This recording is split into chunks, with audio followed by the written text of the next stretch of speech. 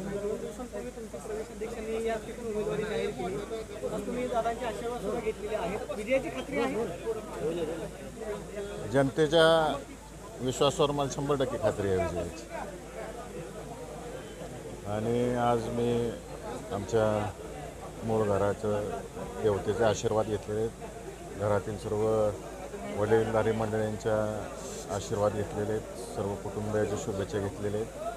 आणि जनतेच्या शुभेच्छा घेऊन आज मी उमेदवारी अर्ज भरायला चाललेला आहे. कोण कोण असणार आहेत ज्येष्ठ नेते किंवा जिल्ह्यातले नेते सोलापूर आपल्यासोबत उमेदवारी अर्ज दाखल करण्यासाठी? शरद पवार येणार म्हणून समजलं होतं. नाही पवार साहेब नाहीत येणार.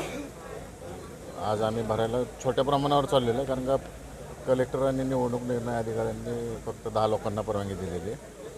आणि तेवढीच लोक आज जाणार आहे. आणि आम्ही उमेदवारासहित 10 जण आहेत, तेवढेच जाणार आहे आणि भरणार आहे. आणि मतदारसंघातले जे प्रमुख लोक आहेत आम्हाला समर्थन करत आहेत, त्यातलं संख्येचं रिस्ट्रिक्शन आचारसंहितेचं असल्यामुळे ठराविक लोक जात जाऊन हे करणार आहे. विरोधकांचं मोठं शक्ती प्रदर्शन त्या ठिकाणी होतं असं सांगितलं. नाही, आम्ही शक्ती प्रदर्शन वगैरे काय करणार नाही.